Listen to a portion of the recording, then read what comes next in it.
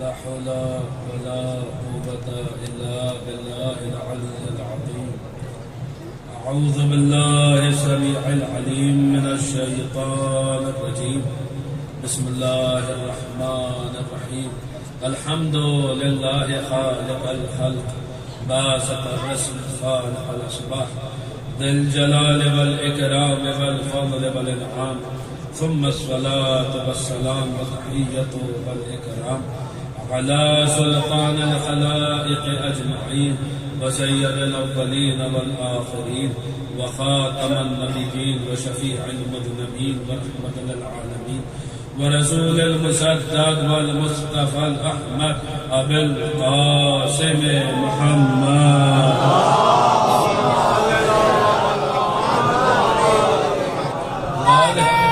الطيبين الطاهرين المعصومين المظلومين المنتجبين المنتخبين الميامين الهادين المهديين الذين أذهب الله عنهم الرجس وطهرهم تطهيرا.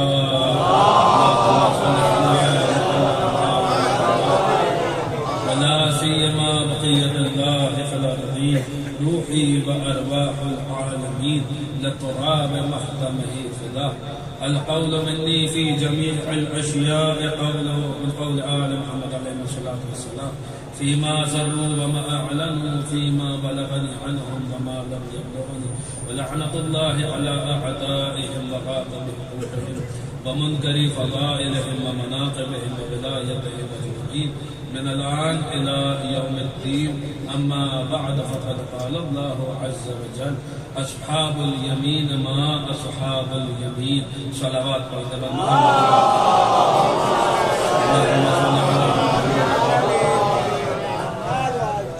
اس مجلس اعزاء کی قبولیت کے لیے معصومین کی تشریف آوری کے لیے اور اس کی روحانیت میں مزید اضافے کے لیے دل کی گہرائیوں سے ایک بلند ترین صلوات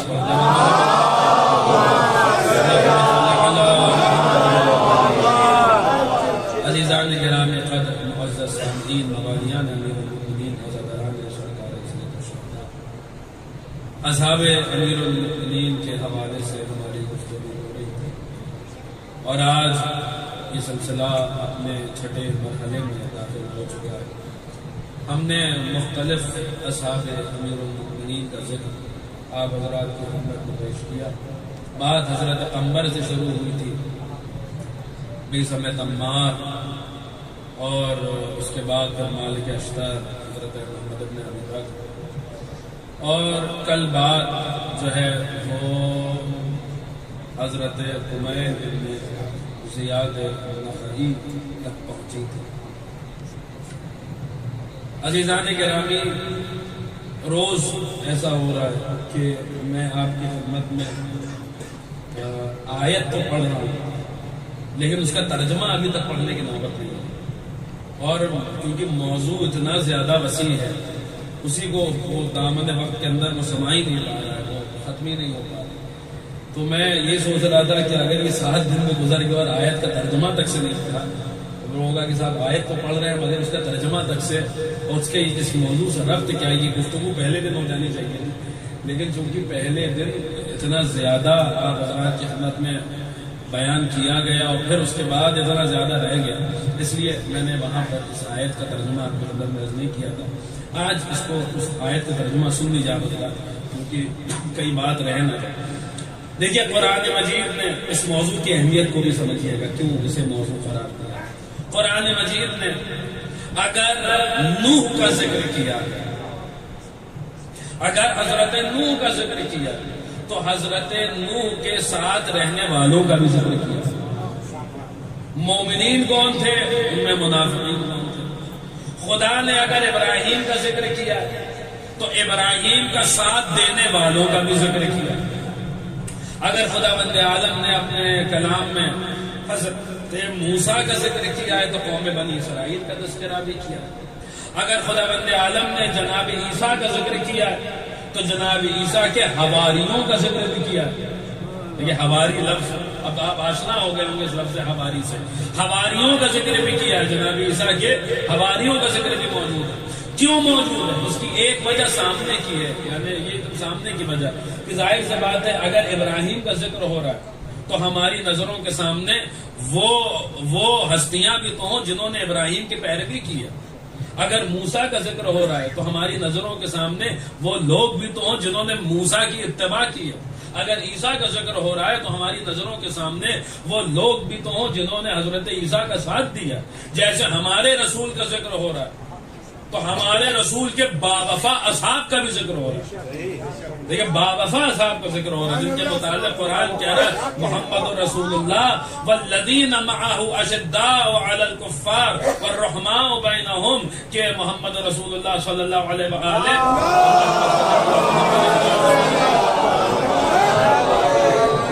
اور ان کے ساتھ جو لوگ ہیں جو واقعی باوفا اصحاب ہیں کہ جب وہ ان لوگوں کے مقابلے پہ جاتے ہیں جو خدا اور رسول کے مقابلے پر ہیں تو بہت شدید ہوتے ہیں، ایک دم سیسا پلائی ہوئی دیوار ہوتے ہیں. اس سے قبل حضرت مالک اشتر کے باب میں بھی اس آیت کی تلاوت کر چکا ہوں. اور جب اپنوں کے درمیان آتے ہیں تو پھر رحم و جود کا پیکر بن جاتے ہیں. جب اپنوں کے درمیان آتے ہیں تو شانوں کو خم کر دیتے ہیں، جب اپنوں سے ملتے ہیں تو خندہ پیشانی کے ساتھ ملاقات کرتے ہیں. عزیزان گرامی، قرآن رسول کے اصحاب کا بھی ذکر کر رہا ہے.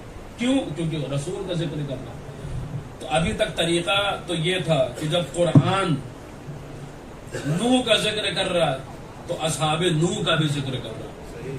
جب قرآن ابراہیم کا ذکر کر رہا ہے، اب میں آپ کی خدمت میں آیتیں اگر تلاوت کروں، مثال کے طور پر سورہ مبارک ہود میں حضرت نوح کے اصحاب کا ذکر ہو رہا ہے اور کہا جا رہا ما آمن معہ الا قلیل، حضرت نوح پہ بہت قلیل لوگ ایمان لے کر، یعنی نوح کا بھی ذکر ہے اور اصحاب حضرت نوح کا بھی ذکر ہے.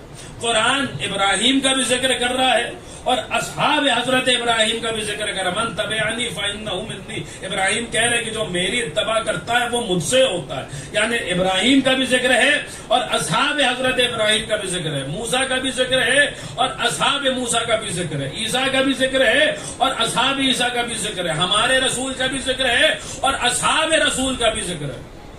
تو پھر وہی قرآن جو آدم کا ذکر کر رہا تھا، جو نوح کا ذکر کر رہا تھا، جو ابراہیم کا ذکر کر رہا تھا، جو موسیٰ و عیسیٰ کا ذکر کر رہا تھا، وہی قرآن تو علی کا بھی ذکر کر رہا ہے. اور اس طریقے سے ذکر کر رہا ہے کہ اللہ اکبر، جیسے علی کا ذکر کیا ہے ویسے تو کسی کا ذکر نہیں کیا. کہ قرآن نے علی کو اپنے ہر سورے میں چھپا لیا، قرآن نے علی کو اپنی ہر آیت میں جگہ دی ہے.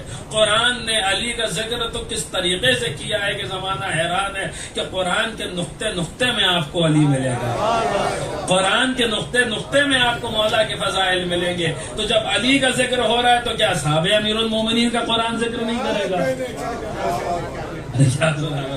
قرآن جب امیر المومنین کا ذکر کر رہا ہے تو کیا اصحاب امیر المومنین کا ذکر نہیں کرے گا؟ نہیں. قرآن نے، اب دیکھیے جسے ہم نے موضوع بنایا ہے، جسے ہم نے عنوان قرار دیا ہے، اسے قرآن نے بھی عنوان قرار دیا ہے. قرآن اصحاب امیر المومنین پہ بھی گفتگو کر رہا ہے اور قرآن کہہ رہا ہے اصحاب الیمین ما اصحاب الیمین، یمین والے. اور کیا ہیں یمین والے؟ یمین کے اصحاب اور کیا ہے یمین کے اصحاب؟ دیکھیے میں آپ کی خدمت میں عرض کروں کہ اس کا مشہور ترجمہ یہ کیا گیا کہ دائیں ہاتھ والے روز محشر اللہ کچھ لوگوں کو نامہ اعمال دائیں ہاتھ میں دے گا، کچھ لوگوں کو بائیں ہاتھ میں دے گا. تو جو دائیں ہاتھ والے ہوں گے وہ جنت کی طرف جانے والے ہوں گے. تو قرآن ان کے فضائل پڑھ رہا ہے، لیکن آپ دیکھیے یہاں قرآن ہر دائیں ہاتھ والے کا ذکر نہیں کر رہا. آپ ذرا اس لفظ یمین پہ غور کریں، ابھی آپ کو سمجھ میں آ جائے گا یہاں کس کے اصحاب کا ذکر ہو رہا ہے. ذرا لفظ یمین کے عدد نکالیے. عادات میں بتا رہا ہوں جوڑ کے، آپ لوگوں کو مجھے بتانا حساب. اگر حساب کتاب میں کچھ غلطی ہوئی تو وہ آپ کی غلطی ہوگی، وہ ہماری غلطی نہیں ہوگی. یہ کہ 10 میم کے 40 کتنے ہوئے؟ پھر یہ کہ 10 کتنے ہوئے؟ نون کے 50 کتنے ہوئے؟ یمین کے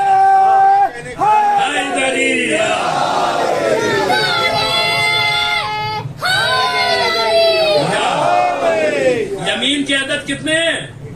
قرآن کیا کہہ رہے؟ یمین کے اصحاب، یمین کے اصحاب. اور کیا ہیں یمین کے اصحاب، یمین کے اصحاب اور کیا ہیں یمین کے اصحاب، تم کیا جانو کہ یمین کے اصحاب کیا؟ یہی تو وجہ ہے کہ تفاسیر اہل بیت کا جب آپ مطالعہ کریں گے تو آپ کو ملے گا کہ یہ آیت ہر ایک کی شان میں نازل نہیں ہوئی ہے، یہ آیت امیر المومنین کے اصحاب کی شان میں نازل ہوئی ہے۔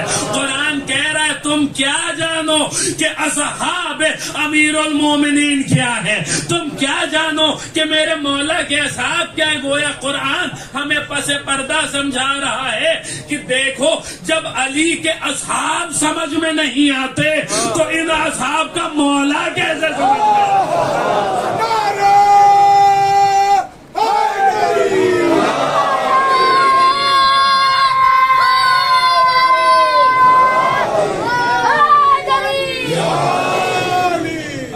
گرامی، اصحاب امیر المومنین قرآن کا موضوع ہے، اصحاب امیر المومنین جسے آپ کی خدمت میں ہم نے موضوع قرار دیا۔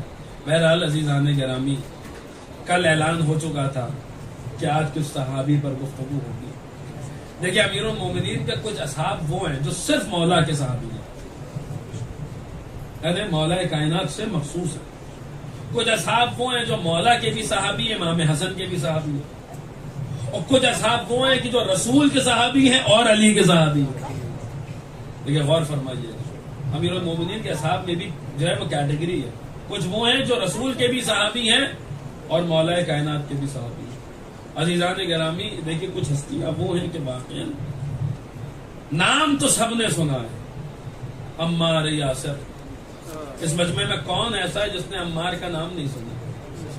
بتائیے کون ایسا جس نے عمار کا نام نہیں سنا؟ نام تو سب نے سنا ہے، لیکن کسے پتا ہے کہ عمار کیا ہے، عمار کا مرتبہ کیا ہے، عمار کی زندگی کیا ہے؟ عزیزان گرامی دیکھیے کہ پلرز لگے ہوئے ہیں آپ کی خدمت میں، کیا آپ کے سامنے یہ کیا انہیں ستون کہا جاتا ہے، یہ انہیں رکن کہا جاتا ہے عربی زبان میں۔ اگر یہ رکن ہٹا دیے جائیں تو کیا ہوگا؟ یہ چھت گر جائے گی، یہ چھت گر جائے گی۔ اگر ارکان کو ہٹا دیا جائے تو چھت گر جائے گی۔ چار ہستیاں وہ ہیں جنہیں ہمارے مذہب کے رکن کہا جاتا ہے، ارکان اربع کہا جاتا ہے۔ یہ چار ہستیاں چار رکن ہیں، سلمان، ابوذر، مقداد، عمار۔ اگر ان چاروں رکنوں کو گرا دیں گے تو عقیدے کی چھت گر جائے گی۔ اللہ اکبر۔ اگر ان چار ارکان کو ہٹا دیں گے تو عقیدے کی چھت گر جائے گی۔ ہمارے مذہب کی جو آئیڈیالوجی ہے وہ جن چار ستونوں پہ ٹکی ہوئی ہے، ان چار ستونوں میں سے ایک عمار ہے، ان چار ارکان میں سے ایک عمار ہے، ان چار ارکان اربع میں سے ایک حضرت عمار یاسر۔ عمار چار میں سے ایک، سنیے گا عزیزان کرام، کون سے چار؟ ارکان اربع میں سے چار۔ عمار پانچ میں سے ایک۔ کون سے پانچ؟ آپ سے اگر میں پوچھوں کہ نماز کیوں پڑھتے ہیں، آپ کہیں گے صاحب تاکہ جنت میں چلے جائیں۔ روزہ کیوں رکھتے ہیں؟ تاکہ جنت میں چلے جائیں۔ حج کیوں کرتے ہیں؟ تاکہ جنت میں چلے جائیں۔ اور خمس و زکوٰۃ کیوں نکالتے ہیں؟ تاکہ جنت میں چلے جائیں۔ ہر آدمی کو جنت کیوں پڑی ہے؟ لیکن رسول سے پوچھیے، رسول فرمائیں گے، اس مفہوم حدیث نقل کر رہا ہوں، کہ ہر آدمی جنت میں جانے کا مشتاق ہے، جنت 5 لوگوں کو اپنے میں لینے کی مشتاق ہے۔ ہر آدمی چاہ رہا ہے کہ میں جنت میں چلا جاؤں، اور جنت چاہ رہی ہے کہ یہ 5 مجھ میں آ جائیں۔ ان 5 میں سے ایک عمار ہے، 4 میں سے ایک عمار، ارکان اربع میں سے ایک عمار، ان 5 میں سے ایک عمار جن کا اشتیاق خود جنت کا، ان 5 میں سے ایک عمار۔ اور سنیے، 4 میں سے ایک عمار، 5 میں سے ایک عمار، 7 میں سے ایک عمار۔ کون سے 7؟ اب جو بات عرض کرنے جا رہا ہوں یہ اتنی بڑی ہے کہ ابھی تک میں نے حضرت عمار کی شان میں 2-4 جملے بولے ہوں گے، یہ 2-4 جملے، اور اب جو میں اس کے بعد پڑھنے والا ہوں وہ سارے جملے کوئی بھی اس ایک فضیلت کا مقابلہ نہیں کر سکتا۔ یہ ایک ایسی فضیلت ہے جو عمار کو حاصل ہے کہ کوئی بھی اس اب میں اس کے بعد جتنے جملے کہوں گا وہ سب تعقیبات ہوں گے. فریضہ اس ایک جملے میں چھپا ہوا, عمار اس ایک جملے میں چھپے ہوئے ہیں. عمار کی حقیقت کیا ہے, عمار کی منزلت کیا ہے, عمار کا مقام کیا ہے. 4 میں سے ایک عمار, ارکان 4 میں سے ایک عمار, ان 5 میں سے ایک عمار جن کا اشتیاق جنت کو ہے, ان 5 میں سے ایک عمار. اور سنیے, ابھی تک آپ سن رہے تھے کہ مولا فرما رہے ہیں میں نے جو راز میزم والی گفتگو میں جو راز سے پرد خاک کیا, اگر یہ نہ کرتا تو زمین سے رزق نہ اگتا. جو رزق اگ رہا ہے وہ اس راز کا نتیجہ ہے جو میں نے سپرد خاک کیا. ابھی آپ یہ سن رہے تھے, لیکن واقعاً ابھی تک ہم یہ سمجھ رہے تھے کہ جو دنیا قائم و دائم ہے, جو برقرار ہے, وہ ان کی وجہ سے ہے. حق ہے کہ ان کی وجہ سے ہے, لیکن ایک منزل وہ آتی ہے کہ ان کے اصحاب وہاں نظر آتے ہیں جہاں وہم و گمان نہیں پہنچ پاتا, جہاں ہماری عقل نہیں پہنچ پاتی. کچھ لوگ وہ ہیں جن کے لیے کہا گیا, ہمارے پاس روایت موجود ہے کہ اگر یہ نہ ہوتے تو نہ آسمان سے پانی برستا, نہ زمین سے رزق اگتا. میں نے عرض کیا اب جو میں بات کہنے جا رہا ہوں, اب اس کے بعد جتنے جملے ہوں گے وہ تعقیبات ہیں. فریضہ یہی ایک جملہ ہے حضرت عمار کی عظمت کو سمجھنے کے لیے. اگر یہ لوگ نہ ہوتے تو نہ آسمان سے پانی برستا, نہ زمین سے رزق اگتا. کون لوگ؟ 7 لوگ. یہ 7 لوگ, ان 7 نے ایسا کیا کیا ہے کہ ان کو یہ شرف ملا ہے کہ دنیا ختم ہو جاتی اگر یہ 7 نہ موجود ہوتے. دنیا ختم ہو جاتی اگر یہ 7 نہ موجود ہو. تو سنیں گے عزیزان کرام کیا شرف ملا ہے. عمار کا سب سے بڑا شرف, مجھ سے کوئی پوچھے گا تو میں کہوں گا عمار کا اس سے بڑا شرف کیا ہوگا. عمار ان 7 میں شامل ہے. یہ نہ ہوتے تو دنیا ختم ہو جاتی. کیوں؟ کیونکہ یہ 7 وہ ہیں جنہیں جناب سیدہ کے جنازے میں شامل ہونے کی سعادت نصیب ہے.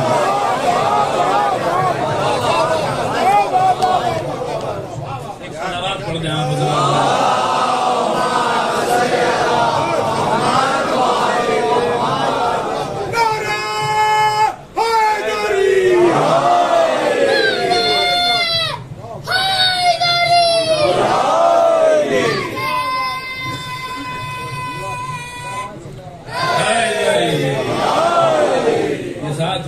جناب سیدہ کے جنازے میں شامل ہونے کا شرف ہے. عمار ان 7 میں ایک ہے, عمار ان 4 میں ایک ہے, عمار ان 5 میں ایک ہے, عمار ان 7 میں ایک ہے. اللہ اکبر, کیا ہے عمار یاسر. عزیزان گرامی 7 کا ایک اور عدد عمار سے مطابقت رکھتا ہے. عمار دائرہ اسلام میں شامل ہونے والے 7ویں مسلمان تھے جنہوں نے ایک دم ابتدا میں اسلام قبول کیا ہے. عمار کا تعلق سابقین میں سے, اولین میں سے, جنہوں نے ایک دم شروعات میں اسلام قبول کیا. اور ایک بات عرض کروں آپ کی خدمت میں, بنی ہاشم کے علاوہ پہلا گھر عمار کا تھا جہاں پورا کا پورا گھر کلمہ پڑھ کے مومن ہو چکا. آپ نے غور نہیں سنا, پہلا گھر عمار کا ہے بنی ہاشم کے علاوہ جہاں پورا کا پورا گھر مومن ہو چکا ہے. کون؟ عمار کے والد حضرت یاسر, جناب عمار کی والدہ جناب سمیہ, جناب عمار کے بھائی حضرت عبداللہ. دیکھیے یہ ایک بڑی بات ہے, میں آپ کی خدمت میں تھوڑی سی تاریخ عرض کروں. جناب یاسر 3 بھائی تھے, یاسر, حارث اور ایک بھائی اور جن کا نام نہیں ملتا. وہ کھو گئے تھے, یمن کے رہنے والے تھے. آپ کی خدمت میں عرض کر چکا ہوں, رسول کی وہ حدیث بھی پیش کر چکا ہوں. جس نے اہل یمن سے محبت کی اس نے مجھ سے محبت کی. میں نے عرض کیا تھا یہ ہر ایک کے لیے نہیں ہے, یہ انہی جیسوں کے لیے.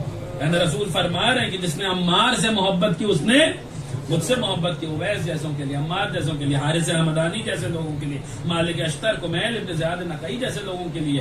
عزیزان گرامی عمار یہ یمن سے تھے, تو ان کی 3 بھائی تھے, ایک بھائی گم ہو گیا تھا. تو ماں نے حکم دیا کہ اپنے بھائی کو ڈھونڈو. تو یہ سارے بھائی جو ہیں وہ اپنے اس بھائی کو ڈھونڈتے ہوئے پورے عرب میں گھومے پھرے. نہیں ملا. آخر میں مکے پہنچے, باقی بھائیوں کو جب وہاں پہ بھی بھائی نہیں ملا, نے کہا ایسا واپس چلے جاتے ہیں. تو حضرت یاسر نے کہا کہ مجھے مکہ راز آ گیا, تم لوگ واپس چلے جاؤ, میں مکے میں ہی رک جاؤں گا. یہ مکے میں رک گئے. مکے میں کا ایک دستور تھا کہ اگر کوئی قریش کسی کو پناہ نہیں دیتا تھا تو پھر وہ مکے میں رک نہیں پاتا تھا. تو یہ انہوں نے قبیلہ بنی مخزوم ایک قبیلہ تھا, اس کے ایک شخص جن کا نام تھا ابو حذیفہ. ابو حذیفہ نے ان کو پناہ دے دی تو حضرت یاسر مکے میں ہی رک گئے. ان کی ایک کنیز تھی جن کا نام سمیہ تھا. جب یہ مکے میں رک گئے تو انہوں نے کہا کہ اب میں یہ عقد جو ہے اپنی کنیز سے ان کا عقد کر دیتا ہوں. جناب سمیہ سے حضرت یاسر کا عقد ہو گیا. جناب عمار غلام کے بیٹے نہیں تھے لیکن کنیز کے بیٹے تھے. اور اس بات کا تانا پورے عرب جو ہے وہ وہاں پہ جتنے مکے میں لوگ تھے سارے کفار عمار کو یہ تانا دیا کرتے تھے, اے سیاہ فام عورت کے بیٹے, اے کنیز کے بیٹے. اور رک کے میں آپ کی خدمت میں ایک بہت اہم بات یہاں پر عرض کرتا چلوں کہ یہ بہت اہم مسئلہ ہے حضرت عمار کی زندگی میں کہ عمار کو انفیریورٹی کمپلیکس میں مبتلا کیا جا رہا ہے, احساس کمتری میں مبتلا کیا جا رہا ہے. لوگ تانے دے رہے ہیں, اے سیاہ فام عورت کے بیٹے, اے کنیز کے بیٹے. جبکہ عمار غلام کے بیٹے, باپ غلام نہیں ہے لیکن ماں کی وجہ سے حضرت عمار کو یہ تانے سننے پڑ رہے ہیں. ایک دن ایسا آیا کہ عمار نے سنا کہ ایک رسول آیا ہے, اور وہ عمار جو اب تک تانے سن رہا تھا کہ کنیز کے بیٹے, کنیز کے بیٹے, کنیز کے بیٹے, اس عمار کے کانوں میں آواز آئی کہ وہ جو رسول آیا ہے وہ یہ پیغام لے کر آیا ہے کہ نہ گورے کو کالے پہ فضیلت حاصل ہے, نہ آزاد کو غلام پہ فضیلت حاصل ہے, نہ عرب کو عجم پہ فضیلت حاصل ہے. انما اکرمکم عند اللہ اتقاکم, اللہ کے نزدیک جو زیادہ متقی ہے وہ زیادہ مکرم ہے, جس کا تقوی زیادہ ہے اللہ کے نزدیک اس کی عزت زیادہ ہے. عمار کے کانوں میں یہ صدا آئی تو عمار اس آواز کے پیچھے پیچھے کھینچے چلے آئے کہ یہ کون سا پیغام ہے. یہ پیغام تو دل کو چھو لینے والا پیغام ہے, یہ پیغام تو جو ہے وہ انسان کی روح تک پہنچ جانے والا پیغام ہے. واقعی آپ کی خدمت میں جملہ عرض کرتا چلوں کہ اگر دشمنان اہل بیت نے اسلام کا چہرہ مسخ نہ کیا ہوتا,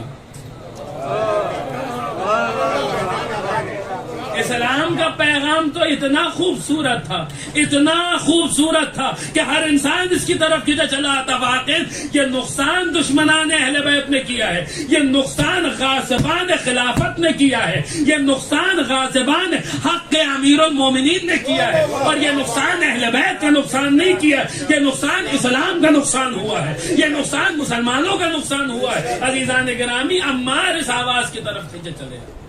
اب جب وہاں پہنچے تو دیکھا ایک حسین و جمیل نوجوان ہے, وہ قرآن کی آیتیں پڑھ رہا ہے.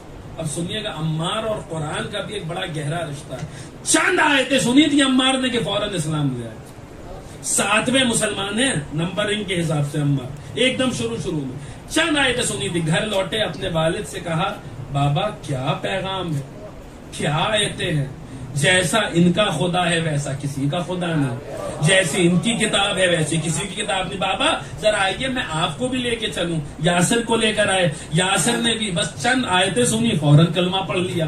سمیہ کو لے کر آئے, سمیہ نے چند آیتیں سنی فوراً کلمہ پڑھ لیا. عبداللہ کو لے کر آئے, چند آیتیں سنی فوراً کلمہ. لیجئے, عمار کا گھر وہ پہلا گھر بن گیا بنی ہاشم کے علاوہ جہاں ایک ایک فرد مسلمان, جہاں ایک ایک فرد اس طریقے سے. اور سنیے, عمار اور قرآن کا اتنا گہرا رابطہ ہے, اتنا گہرا رابطہ ہے کہ قرآن میں رسول اللہ کے اصحاب کے لیے بہت ساری آیتیں, لیکن جتنی آیتیں حضرت عمار کی شان میں نازل ہوئی ہیں,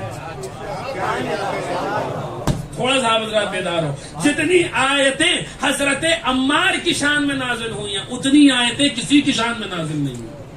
اور اب جب پورا گھر, بہت غور سے سنیے گا, یہ تاریخ بہت ضروری ہے سننا, اس کے بعد پھر انشاءاللہ مراحل آئیں گے آپ حضرات, لیکن یہ تاریخ پہنچانا بہت ضروری ہے. وہ مرحلہ آیا کہ اب جب یہ واحد گھر, آپ سوچو اس زمانے میں اسلام لانے کا مطلب کیا ہے. آج ہمارے آپ کی طرح ایسا نہیں ہے کہ یہ سب جو ہے وہ ایئر کنڈیشن روم میں بیٹھ کے چائے پیتے ہوئے ہم جو ہے وہ دنیا اسلام کی باتیں کریں, یہ ایسا معاملہ نہیں ہے. اس زمانے میں اسلام کا مطلب کیا تھا, اسلام لانے کا مطلب ظلم کا سامنا کرنا تھا, تشدد کا سامنا کرنا تھا. اسلام مطلب موت تھا. ایسے زمانے میں یہ مسلمان ہوئے, اسلام مطلب موت تھا. لیکن یہاں معاملہ یہ کہ جب دیکھا کہ عمار مسلمان ہو گئے، ان کے باپ مسلمان ہو گئے، ان کی ماں مسلمان ہو گئی، ان کا بھائی مسلمان ہو گیا، اور ایسے ویسے مسلمان نہیں ہوئے، اس طریقے سے عمار نے اسلام کو دیکھا. حضرت عمار کی ایک صفت تھی کہ جب وہ کسی چیز کو حق جانتے تھے تو پھر حق جانتے تھے، اس میں شک ان کے دل میں نہیں آتا تھا، پھر وہ اس حق کا اعلان کرتے تھے. اور یہی وہ صفت ہے جو عمار کی زندگی میں شروعات سے لے کر آخر تک آپ کو نظر آئے گی. رسول زندہ رہے تو گلی گلی محلے محلے رسول کی رسالت کا اعلان کیا، اور رسول کی شہادت کے بعد وہی عمار ہے جو اب تک گلی گلی محلے محلے رسول کی رسالت کا اعلان کر رہا تھا، وہی عمار ہے جو اب علی کی ولایت کا اعلان کر رہا ہے. عمار بتا رہے کہ جو رسول سے مخلص ہوتے ہیں وہی ہے جو علی سے مخلص ہوتے ہیں. جو علی کے معاملے میں اخلاص سے کام نہیں لیتے، جان لو کہ انہوں نے رسول کا کلمہ دکھاوے کے لیے پڑھا ہے، خلوص دل کے ساتھ نہیں پڑھا ہے. اس لیے عمار کی زندگی وہ زندگی ہے جو ہمیں سمجھا رہی ہے، ہمیں بتلا رہی ہے کہ دیکھو محمد الرسول اللہ کے لازمے کو علی ولی اللہ کہتے ہیں.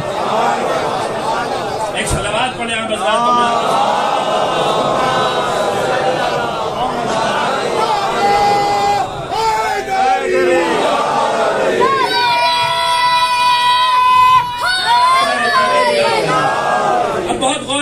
بہت غور سے سنیے گا، یہ تاریخ آپ بھلے خاموش رہ کے سنیں، لیکن بہت بہت ضروری ہے کہ ہمارے محسن ان کا ہم پر احسان ہے. ارکان اربعہ میں سے عمار کو ہٹا دیجئے تو آپ کے عقیدے کی چھت گر جائے گی. اتنی اہم شخصیت ہے عمار کی. تو عمار ایسا کیسے ہوا؟ عمار اس طریقے سے کیسے ہوا؟ اس زمانے میں اسلام قبول کیا. اب جب کفار قریش نے دیکھا ارے اس گھرانے کی تو زبان بند کرنی پڑے گی، اگر ان کی زبان نہیں بند کیا تو پھر یہ تو کیا ہر جگہ جا رہے تو وہاں جو ہے وہ یہ پیغام پہنچا رہے، حق کا پیغام پہنچا رہے. کیا کریں؟ معاملہ یہ تھا کہ قبیلہ بنی مخزوم نے ان کو پناہ دی ہوئی تھی. اگر کوئی ان پر ہاتھ ڈالتا تو قبیلہ بنی مخزوم، عرب کے معاملات، وہ قبائلی معاملات، تلواریں دکھا ہمارے قبیلے کے آدمی کو تم نے دیکھ کیسے لیا. اب ان لوگوں نے کہا کیا کریں؟ تو بہت سوچے اگر کوئی قبیلہ بنی مخزوم ہی کا مل جائے ہمارے مزاج کا تو بہت اچھا ہو جائے گا. ابھی یہ سوچا ہی تھے کہ دیکھا ابو جہل چلا آ رہا ہے. ابو جہل قبیلہ بنی مخزوم سے تعلق رکھتا ہے. اب جب وہ مل گیا رہے تو معاملہ ہی حل ہو گیا، یہ تو اپنا آدمی ہے اور اسی کے قبیلے سے ہے. ابو جہل تمہارے ذمے یہ کام، عمار، یاسر، سمیہ، عبداللہ تمہارے ذمے. اس نے بھی کہا ٹھیک ہے. عزیزان گرامی ایسے مظالم ہوئے ہیں اس گھرانے. ابھی میں فضائل ہی کے باب میں ہوں اور اس کو یوں ہی آپ سنیں. میں تفصیلات آپ کی خدمت عرض نہیں کر سکتا، اگر تفصیل عرض کروں گا تو آپ سب کی آنکھوں میں یقیناً آنسو آ جائیں گے، کیونکہ اتنے مظالم ہوئے ہیں ان لوگوں کو. تپتے ہوئے ریگستان میں حضرت یاسر کو لٹا دیا جا رہا اور سینے پر ایک بہت وزنی پتھر رکھا جا رہا، کہا جا رہا وہ کہہ دو جو ہم کہلوانا چاہتے ہیں.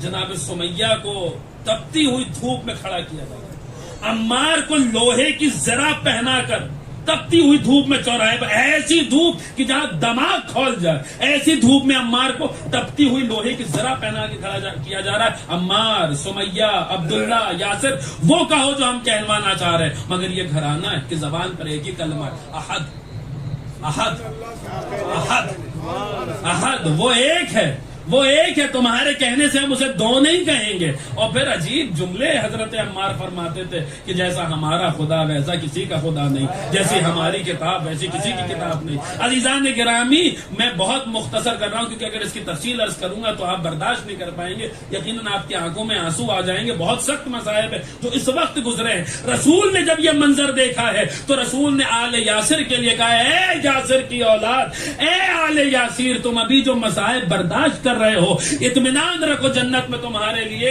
محل تیار ہے، جنت میں تمہاری جگہ معین ہے. اور عزیزان گرامی انہی مظالم میں آپ تصور کیجئے عمار سامنے کھڑا اور باپ کے ایک پیر میں رسی باندھی جا رہی ہے اور دوسرے پیر میں رسی باندھی جا رہی ہے اور رسی کا یہ سرا دو اونٹوں میں باندھا جا رہا ہے اور دونوں اونٹ دونوں مختلف طرف پہ کھڑے ہوئے ہیں اور کہا جا رہا وہ کہہ دو جو ہم کہلوانا چاہتے ہیں. چھوڑ نہیں کہا.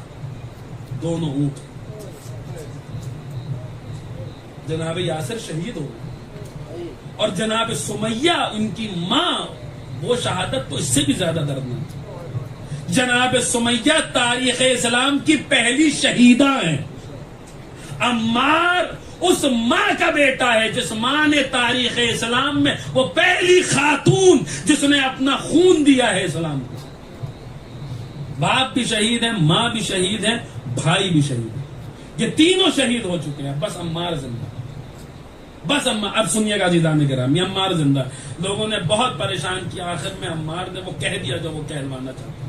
کلمات کفر ادا ہو گئے، لیکن ادھر عمار کی زبان سے کلمات کفر نکلے. ادھر عزیزان گرامی عجیب منظر ہے. ادھر لوگ رسول کے پاس آئے، یا رسول اللہ عمار نے تو کلمات کفر ادا کر دیا ہے. رسول نے عجیب جملہ کہا. رسول نے کہا ایسا ہو ہی نہیں سکتا، اس لیے کیونکہ عمار کے خون کے قطرے قطرے میں ایمان ملا ہوا ہے. عمار کے خون کے قطرے قطرے میں ایمان ملا ہوا. اگر آپ کی توجہات بیدار ہے تو آپ کی سماعتوں کی نظر کروں. عمار کے خون کے قطرے قطرے میں ایمان ملا ہوا ہے. خون کے قطرے قطرے میں ایمان ملا ہوا، یعنی عمار کا خون نہیں ہے بلکہ پیکر ایمان ہے، بلکہ پیکر ایمان ہے. اور کائنات کی طریقہ ہے، کائنات کا طریقہ ہے کہ جہاں کل جاتا ہے وہیں جز جاتا ہے، جہاں کل جاتا ہے وہیں جز جاتا ہے. رسول نے کہہ دیا تھا عمار کے خون کے قطرے قطرے میں ایمان ملا ہوا ہے. یہی وجہ ہے کہ زندگی کے آخری لمحے تک عمار نہ کل ایمان سے جدا ہوا، نہ کل ایمان عمار سے جدا ہوا. ایک صلوات پڑھ دیں آپ.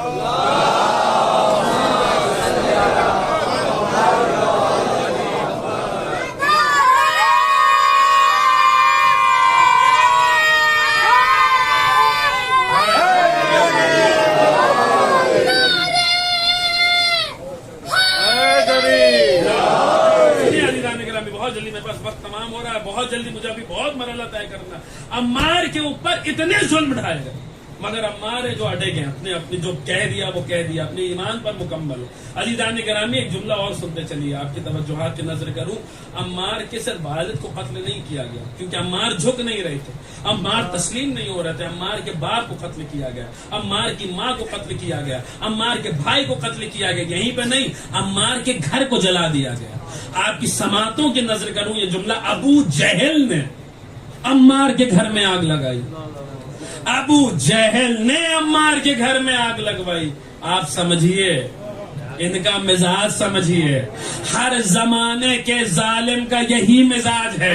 اگر آپ کی توجہات بیدار ہے، ہر زمانے کے، ہر دور کے ظالم کا یہی مزاج ہے کہ جب وہ اپنے ہدف میں ناکامیاب ہو جاتا ہے تو گھر میں آگ لگا دیتا ہے. کیا سنا بجاتے صلوات پڑھنے پر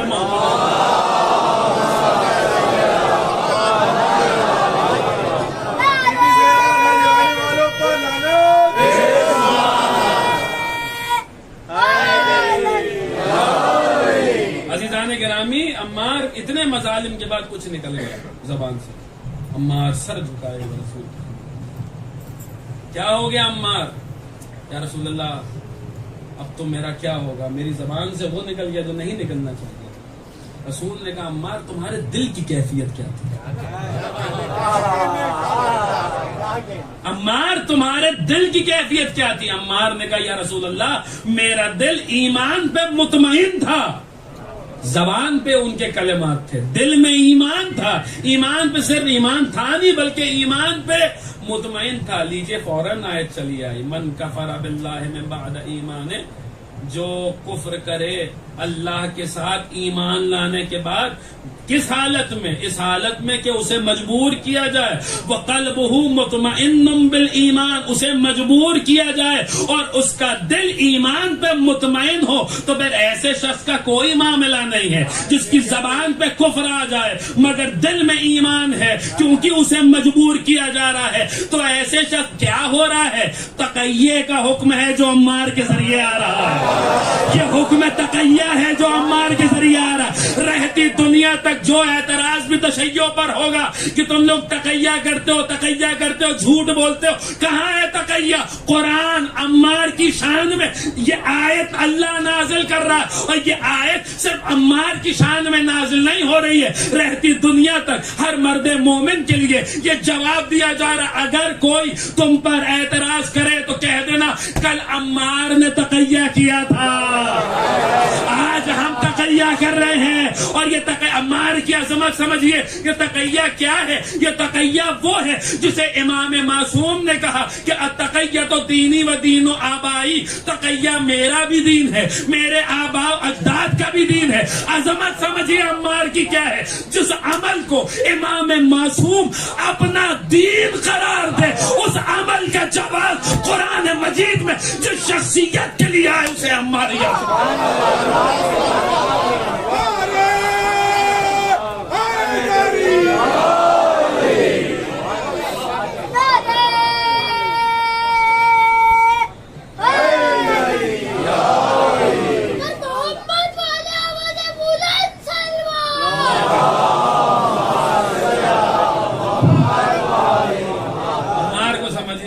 گرامی. عمار یہ وہی عمار ہے ہر غزوے میں رسول کے ساتھ.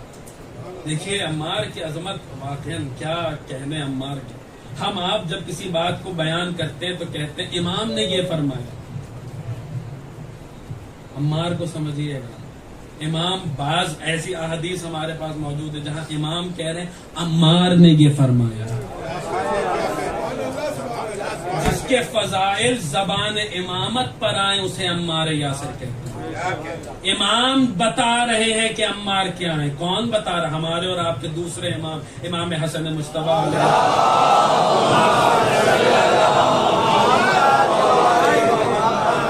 امام بتا رہے ہیں کہ عمار کیا ہے. سنیے گا عزیزان گرامی, اب وہ جو خطبہ جن کو حضرت قمبر والا یاد ہے, پہلی مجلس, مولایا من ضرب بسیفین وطعن برمحین وصلی القبلتین وبایع البیعتین وہاجر الہجرتین. یاد ہے نا آپ حضرات کو, میں اس کا غلام ہوں جس نے 2 تلواروں سے جنگ لڑی ہے, جس نے 2 نیزوں سے نیزہ برداریاں کی ہے, جس نے 2 مرتبہ ہجرت کی ہے, جس نے جو ہے وہ دونوں قبلوں کی طرف نماز پڑھی ہے. اب دیکھیے یہ تو یہ ہیں, لیکن آل محمد کا کرم دیکھیے. آل محمد اپنے غلاموں کو اپنے فضائل میں شریک کر لیتے ہیں. کیا کرم ہے, اس کرم کی کہاں مثال ملے گی, اس عطا کی کہاں نظیر ملے گی. اب وہ جملے یاد رکھیے گا, علی وہ ہیں جس نے 2 تلواروں سے جنگ کی, دونوں قبلوں کی طرف نماز پڑھی, 2 مرتبہ ہجرت کی. امام حسن فرما رہے عمار وہ ہے جس نے 2 تلواروں سے جنگ لڑی, جس نے 2 مرتبہ ہجرت کی, جس نے دونوں قبلوں کی طرف نماز پڑھی. اللہ اکبر. جو جملے امیر المومنین کے لیے آ رہے ہیں وہی جملے حضرت عمار یاسر کے لیے آ رہے ہیں. یہ وہ ہیں جو اپنے غلاموں کو اپنے فضائل میں شریک کر لینے. کیا فرما رہے امام حسن؟ 2 تلواروں سے جنگ کی. ابھی جب شہادت پڑھوں گا حضرت عمار کی تبرز کروں گا, 2 تلواروں سے جنگ. کب عمار نے جنگ کی اور کس طریقے سے جنگ کی ہے؟ جس نے دونوں قبلوں کی طرف نماز پڑھی. رسول نماز پڑھ رہے ہیں, دل میں آیا یہ یہودی یہ نصرانی کہتے ہیں ہمارے قبلے کی طرف رخ کر کے نماز پڑھ رہے ہیں. ابھی وہ جو بدا والی مجلس جو حضرات وہاں پہ تھے جو گھر میں مجلس پڑی تھی, لیکن بہرحال وہ تفصیلات میں جانے کا وقت نہیں ہے. دل میں آیا یہ یہودی اعتراض کرتے ہیں کہ جو ہے ہمارے قبلے کی طرف نماز رخ کر کے نماز پڑھتے, فوراً حکم آ گیا قبلہ بدل دیجئے. بیچ نماز میں رسول نے قبلہ بدلا ہے. اللہ اکبر. سنیے گا عزیزان گرامی, خدا کرے کہ میں پہنچا لے جاؤں اور خدا کرے آپ وہاں تک پہنچ جائیں جہاں میں آپ حضرات کو لے کے جانا چاہ رہا ہوں. رسول نے بیچ نماز میں قبلہ بدلا ہے, بیچ نماز میں قبلہ بدلا. رسول پھرے, ہونا تو چاہیے تھا کہ جو پیچھے کھڑے وہ سب پھرتے, لیکن جب نماز تمام ہوئی تو 2 لوگوں کے علاوہ کوئی نہیں تھا جس نے اپنا رخ پھیرا ہو. ایک علی تھے, دوسرے عمار تھے. اللہ اکبر, اللہ اکبر. ایک علی تھے, دوسرے عمار تھے. عجیب بات ہے, بہت آہستہ کہوں گا, جن کی عادت نماز میں وہ بھی وہاں نہیں پھرے جہاں پھرنا چاہیے تھا. صلوات پڑھتے ہوئے محمد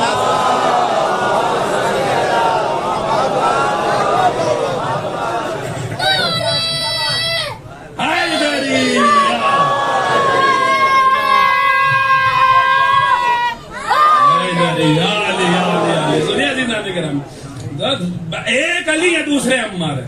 ان کے علاوہ کوئی نہیں پھیرا، امیر المومنین پھیرے اور حضرت. آپ سوچئے اطاعت کی کس منزل پر حضرت عمار ہے. اور علی اور عمار کا ساتھ کوئی یہ ایسا ساتھ ہے جس کی نظیر نہیں ملتی. آپ دیکھیے جب مسجد قباء تاریخ اسلام کی پہلی مسجد تعمیر ہوئی ہے، علی اور عمار کا ساتھ دیکھیے گا.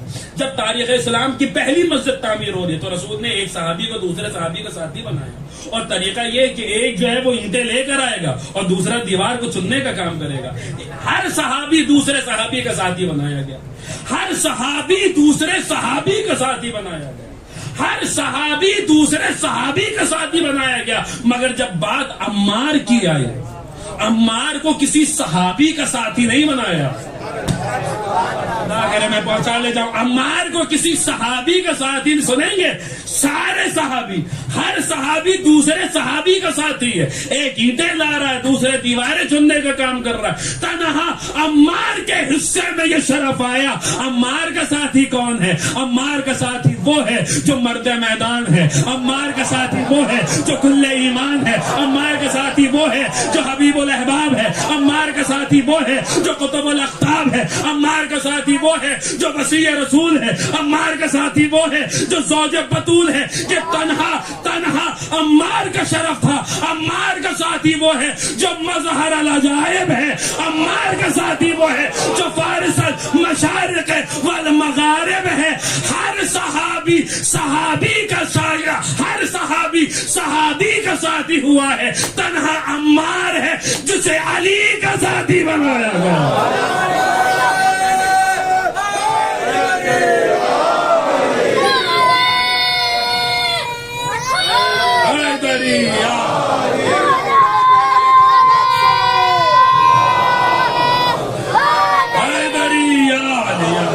تنہا عمار ہے جنہیں امیر المومنین. آپ سوچیے عمار کے منزلت کیا ہے. علی کے ساتھی بنائے جا رہے، علی کے ساتھی بنائے جا رہے. اور صرف یہی نہیں، مسجد قباء، مسجد النبوی جب تعمیر ہونے لگی، عمار کو سمجھیے گا. عمار رسول سے بظاہر سن میں بڑے ہیں، سن میں رسول سے دنیاوی اعتبار سے عمار بڑے ہیں، مگر اللہ کس منزل پہ جا کر عمار اطاعت کر رہے ہیں. جب دیکھا مسجد النبوی تعمیر ہو رہی ہے، ہر صحابی پتھر لے کر آ رہا ہے، اور رسول بھی ہیں جو آگے بڑھ کے پتھر اٹھا رہے ہیں. عمار آگے بڑھ، یا رسول اللہ آپ پتھر لے کر مت آئیے. سب ایک ایک پتھر اٹھائیں گے، عمار 2 پتھر اٹھائے گا، ایک اپنی طرف سے، دوسرا رسول کی طرف سے. پتہ نہیں آپ کیا سن رہے ہیں. ایک اپنی طرف سے، ہر صحابی اپنے حصے کا پتھر اٹھا رہا ہے. یہ تنہا عمار ہیں جو 2 حصے جو ہے پتھروں کے اٹھا رہے ہیں. ایک ہاتھ میں اپنے حصے کا پتھر ہے، دوسرے ہاتھ میں رسول کے. اب سنیں گے منظر کیا لکھا ہے تمام کتابوں میں، منظر کیا لکھا ہے.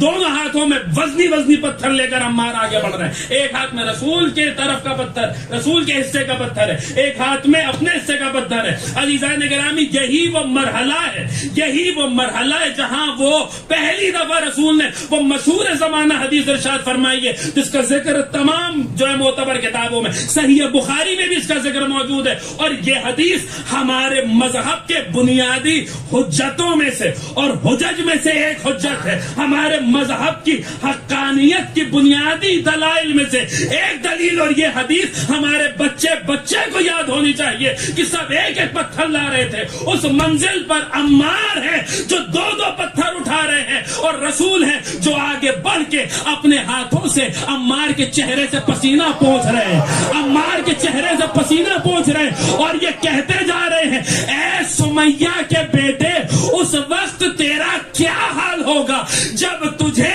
ایک باغی گروہ قتل کرے گا. یہ حدیث ہمارے مذہب کے حجت. ایک صلوات پڑھ دیں اور تھوڑا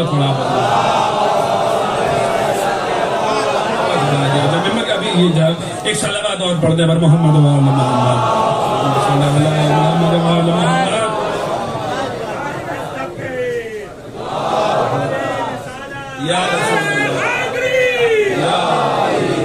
یہ حدیث سب کو یاد ہونی چاہیے. سب بچے کو یہ حدیث یاد ہونی چاہیے. عمار تجھے ایک باغی گروہ قتل کرے گا. فئۃ الباغیہ، بچے کو یہ حدیث یاد ہونی چاہیے. عمار کو کس نے قتل کیا ہے پتا چلنا چاہیے سب کو. عمار صفین کے میدان میں کس کی طرف سے میدان میں اترے تھے؟ اور عمار کو کس گروہ نے قتل کیا، یہ سب کو معلوم ہونا چاہیے. جائیے گا تاریخ دیکھیے گا. عزیزان گرامی، عمار کا قاتل کون ہے؟ متفق علی الفریقین حدیث ہے، صحیح بخاری میں بھی موجود ہے، ہمارے یہاں بھی تمام کتابوں میں، معتبر کتابوں میں موجود ہے. عمار ایک باغی گروہ تجھے قتل کرے گا، فئۃ الباغیات تجھے قتل کرے گا. سنیے گا عزیزان گرامی، عمار کی خدمات کیا ہیں؟ صرف یہی نہیں، ہر معاملے میں آگے آگے. جنگ خندق میں خندق کھودی جا رہی ہے، جنگ احزاب میں خندق کھودی جا رہی ہے، سب کدالیں چلا رہے ہیں، لیکن عمار ہے جو دوسروں سے دگنی کدالیں چلا رہے ہیں. اور ایک منظر میں آپ کی خدمت میں پیش کروں. جناب ام سلمہ روایت کرتی ہیں، ام المومنین سلام اللہ علیہا روایت کرتی ہیں. یہ منظر ذرا غور سے بہت توجہ کے ساتھ سنیے گا. سب کدال چلا رہے ہیں، عمار کے ہاتھ میں بھی کدال ہے، اور عمار کدال چلا رہے ہیں، زمین کھود رہے ہیں، خندق کھود رہے ہیں. ایک بڑے وی آئی پی قسم کے آدمی کو وہاں سے گزر رہا ہے، ویری امپورٹنٹ پرسن، اتنے زیادہ کہ ہم نام بھی نہیں لے سکتے، بس حروف آپ اس کی یاد رکھیے گا. ان کا وہاں سے گزر ہوا، بڑے نفیس لباس پہنے، اچھا کام. ہم تو کہاں یہ سب کام کرتے ہیں؟ یہ سب جو ہے وہ ان لوگوں کا کام ہے. ہم کہاں یہ سب کام کرتے ہیں؟ آج تک ہم کہاں فرش بچھاتے ہیں؟ ہم کیوں تبرک بانٹیں گے؟ ہم تو کنارے کھڑے ہو گئے، ہم کیوں مجمع میں جا کے ماتم کریں؟ وہ ان کا گزر ہوا وہاں سے. مار کدال چلا رہے تھے، غبار اڑا، تھوڑا سا ان کے کپڑے پہ آ گیا. انہوں نے ایک مرتبہ یہ دیکھا، عمار ذرا دیکھ کے کدال چلاؤ، دیکھو یہ تمہاری جو دھول جو اڑ رہی ہے یہ میرے کپڑوں پہ آ رہی ہے. عمار نے شعر پڑھا، اس کا مفہوم ترجمہ یہ ہے کہ جو اللہ کے مخلص بندے ہوتے ہیں وہ اپنی راتیں مصلی عبادت پہ گزارتے ہیں، اور دن میں اللہ کی راہ میں کبھی تلوار چلاتے ہیں، کبھی کدال چلاتے ہیں. اگر آپ حضرات بیدار ہیں، دن میں اللہ کی راہ میں کبھی تلوار چلاتے، کبھی کدال چلاتے. یہ صاحب اتنا تیز رسول کی خدمت میں گئے کہ کیا ہی کہنے، دوڑتے ہوئے، اب جتنا بھی دوڑ پائے ہوں، جس حساب سے بھی دوڑ پائے ہیں، دوڑتے ہوئے رسول کے پاس پہنچے. یا رسول اللہ، کیا ہم نے اس دن کے لیے اسلام قبول کیا تھا کہ کنیز زادے ہمیں تانے دے؟ کیا ہم نے اس لیے اسلام قبول کیا تھا کہ کنیز کا بیٹا ہمیں تانے دے؟ کیا ہم نے اس لیے آپ کا ساتھ دیا تھا کہ کنیز کا بیٹا جو کفار کہہ رہے تھے وہی یہ کہہ رہے ہیں؟ فطرت دیکھیے، مزاج سمجھیے. جو کنیز کا بیٹا ہمیں تانے دے، جو کنیز کا بیٹا ہمیں تانے دے. اس سے پہلے کہ رسول کچھ کہتے عمار کی بات تھی، اللہ نے آیت بھیج دی. عمار کی بات تھی، اللہ نے آیت بھیج دی، جس کا یہ کیا کہہ رہے تھے کہ ہم نے اس لیے اسلام قبول کیا ہے کہ کنیز زادے، کنیز کے بیٹے ہمیں تانا دے. فوراً آیت آئی جس کا مفہوم ترجمہ کچھ یوں ہے، اے رسول ان سے کہہ دیجئے کہ تم نے اسلام قبول کر کے اللہ پہ احسان نہیں کیا ہے، اللہ نے تمہیں مسلمان بنا کے تم پر احسان کیا.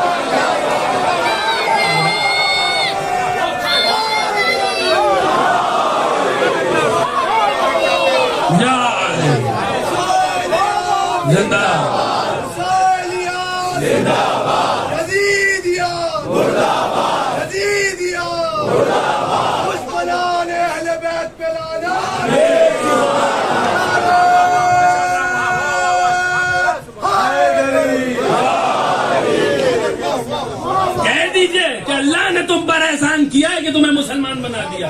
تم نے اسلام قبول کر کے اللہ پہ احسان نہیں کیا. رک کر ایک جملہ عرض کروں، یہی بات آج تک امپلیمنٹ ہوتی ہے، آج تک لاگو ہوتی ہے. اگر آپ فرش عزا بچھا رہے تو آپ حسین پر احسان نہیں کر رہے ہیں، حسین نے آپ پر احسان کیا ہے کہ فرش بچھانے کی توفیق دی ہے. اگر تبرک تقسیم کر رہے تو حسین پر احسان نہیں کر رہے، حسین نے آپ پر احسان کیا ہے کہ تبرک تقسیم کرنے کی توفیق دی ہے. اگر مجلس میں آ رہے ہیں تو حسین پر احسان نہیں کر رہے، حسین نے آپ پر احسان کیا ہے کہ اپنی مجلس میں آنے کی آپ کو توفیق دی ہے. جو آپ ماتم کر رہے ہیں تو حسین پر احسان نہیں کر رہے، حسین نے آپ پر یہ احسان کیا ہے کہ آپ کا شمار اپنے ماتمیوں میں کیا ہے، آپ کا شمار اپنے عزادار میں کیا ہے. عزیزان گرامی، اگر قیامت تک آپ حسین کا اس بات پہ شکریہ ادا کریں کہ اس نے ہمیں اپنا عزادار بنایا ہے اور ہمیں اپنی عزاداری کے لیے چنا ہے. جب بھی سید الشہداء کا حق ادا نہیں ہو پائے گا, یہ ان کا احسان ہے کہ انہوں نے ہمیں اپنی مجلسوں کے لیے چنا ہے کہ ہم مجلسوں میں آئیں, ہم ان کا ذکر کریں, ہم نوحہ پڑھیں, ہم ماتم کریں. عزیزان گرامی, عمار سے اللہ کہہ رہا ہے, ان سے کہہ رہا ہے, سب سے کہہ رہا ہے, کہہ دیجئے آپ نے اللہ پہ احسان نہیں کیا, اللہ نے آپ پہ احسان کیا. اتنے شدید تھے عمار محبت رسول میں اور محبت اہل بیت رسول میں کہ میں آپ کی خدمت میں عرض کروں, ایک مرتبہ عمار بیٹھے ہوئے تو کچھ یہودی بھی تھے, گفتگو ہو رہی تھی. یہ واقعہ کون نقل کرا؟ جو میں نے عرض کیا اماموں کی زبان پہ عمار کا ذکر آئے, ہمارے اور آپ کی 11ویں امام, امام حسن عسکری.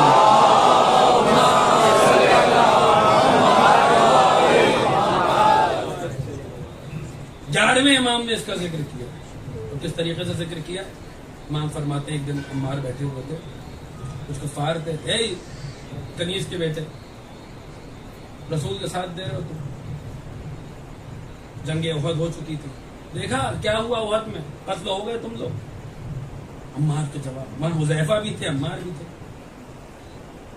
بڑا کہتے تھے رسول رسول رسول کرتے تھے. احد میں کیا ہوا؟ نعوذ باللہ نستغفر باللہ, اللہ نے تمہیں جو ہے تم ہار کا سامنا کیا, تم نے نعوذ باللہ نستغفر باللہ. حذیفہ نے کہا لا حول ولا قوت الا باللہ. حذیفہ اٹھ کے چلے گئے. عمار کہاں اٹھ کے جانے والا؟ عمار کی فطرت میں حق پرستی ہے. عمار کہاں اٹھ کے جانے والے؟ عمار نے کہا ایسا ہے, سنو, تمہیں احد یاد ہے, وہ بدر بھول گئے.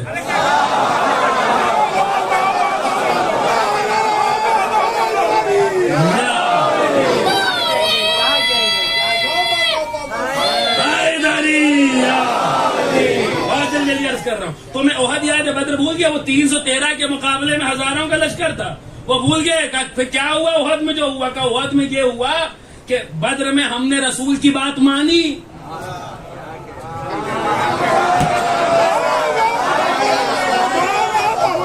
بدر میں رسول کے ساتھ میدان میں جمے رہے تو فتح ملی. احد میں غلطی رسول کی نہیں ہے, غلطی ان کی ہے جو میدان چھوڑ کے بھاگے تھے, ورنہ احد. اب عمار کا جملہ سنیے گا. عمار نے کہا تم احد کی بات کر رہے ہو. اب عمار کا عقیدہ دیکھیے گا. عمار عقیدے کی یوں ہی تھوڑی نا عقیدے کا ایک ستون کہا گیا, رکن کہا گیا. عمار کہ تم جنگ کی بات کر رہے ہو. سنو, اگر میرا رسول مجھ سے کہے کہ زمین کو آسمان کر دو, آسمان کو زمین کر دو, تو میرا اس بات پر ایمان ہے کہ اگر رسول مجھے یہ حکم دیں گے تو اللہ مجھے اتنی طاقت دے دے گا کہ میں زمین کو آسمان کر دوں, آسمان کو زمین کر دوں. لوگوں نے ایک مرتبہ عمار کی طرف دیکھا, عمار تم پتلے دبلے آدمی, زمین آسمان کو ایک کرنے کی بات کر رہے ہو. اٹھے لوگ, سنیے گا عمار بھی اٹھے. رسول کی خدمت میں حذیفہ پہلے جا چکے تھے لاہور پڑھ کے, عمار نہیں گئے تھے. رسول نے عمار کی طرف دیکھا, دیکھ کر کہا عمار, حذیفہ تو اپنا دین بچا کر آ گئے تھے, لیکن یہ تم تھے جو دشمنان دین کے مقابلے پر اپنے دین کا دفاع کر رہے تھے. تھوڑی دیر بعد وہ کفار بھی چلے آئے. رسول سے کہا کہ آپ کے کیسے کیسے صحابی ہیں. ہم نے ان سے کہا بدر و احد کی بات کر رہے تھے, کہہ رہے بدر و احد کی بات چھوڑو. اگر ہمارا عقیدہ ہے, اگر رسول کہہ دیں کہ دن کو جو زمین کو آسمان کر دے اور آسمان کو زمین کر دے, تو اللہ ہمارے بازوؤں میں اتنی طاقت دے دے گا کہ ہم زمین کو آسمان کر دے, آسمان کو زمین کر دے. رسول نے عمار کی طرف دیکھا, دیکھ کر مسکرائے. رسول عمار پر راضی ہے. عجیب منظر جو روایات نے بیان کیا. اور پھر ان اصحاب نے, جو کفار تھے, ان نے یا رسول اللہ, رسول سے کہا کہ ہم زمین آسمان کی بات نہیں کرتے, سامنے ایک بڑا سا پتھر رکھا ہوا. یہ پتھر اتنا وزنی ہے کہ 200 لوگ مل کر اسے اٹھاتے ہیں. ہم زمین آسمان کی بات نہیں کرتے. پتلے دبلے عمار سے کہیے کہ ذرا بڑھ کے یہ پتھر اٹھا لیں. 200 لوگ مل کر یہ پتھر اٹھاتے ہیں. عمار سے کہیے ذرا پتھر اٹھا دے. رسول نے عمار کی طرف دیکھا, عمار جاؤ, ہم حکم دے رہے ہیں.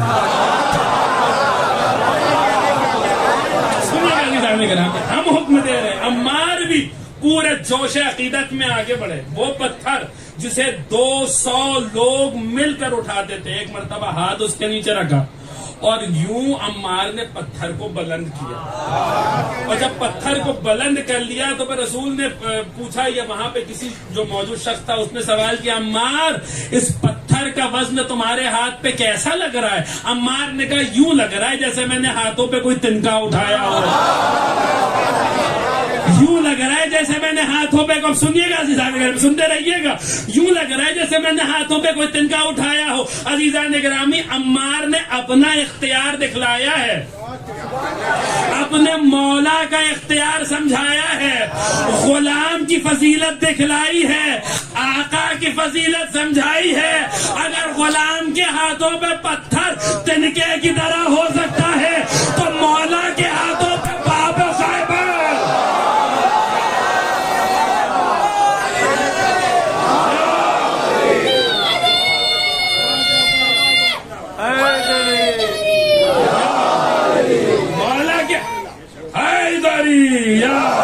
مولا کے ہاتھ، اب سنیے، ابھی سنتے رہیے گا عزیزان گرامی، ابھی تو منزل آنے والی ہے، اب تو معراج آنے والی ہے۔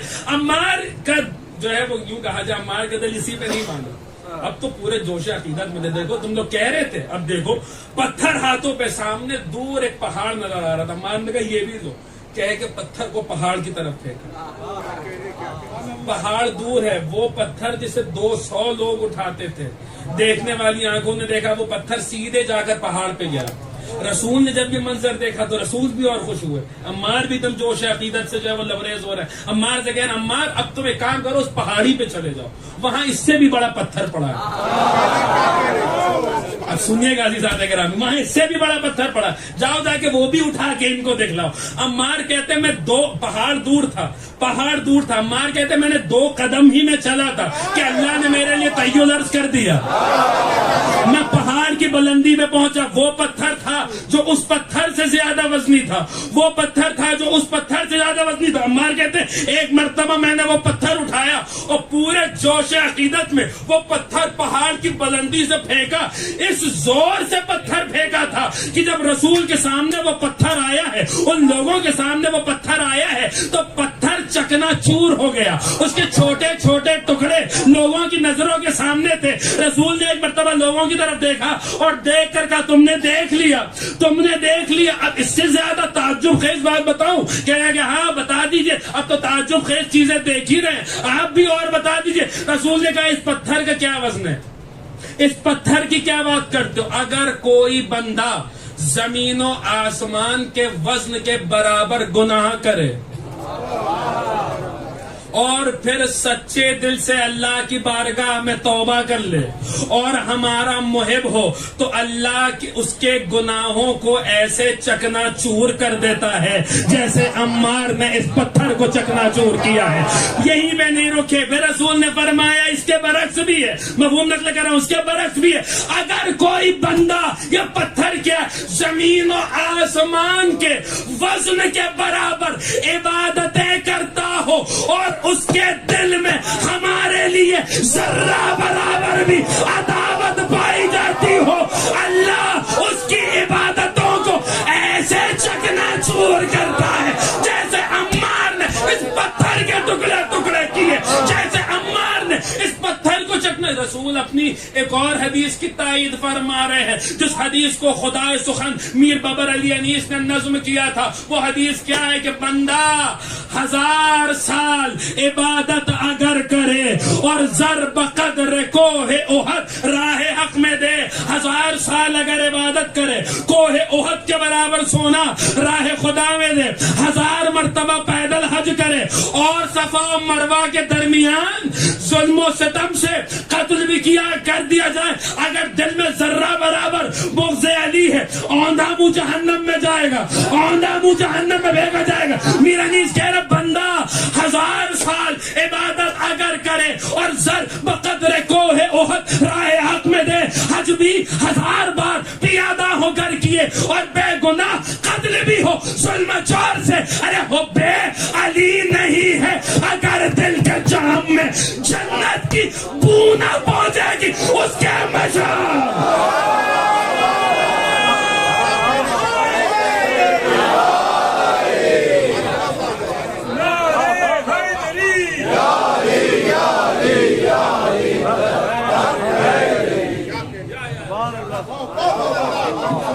سے گنا. بس بات تمام کر دی, باتیں تو بہت ساری رہ گئی.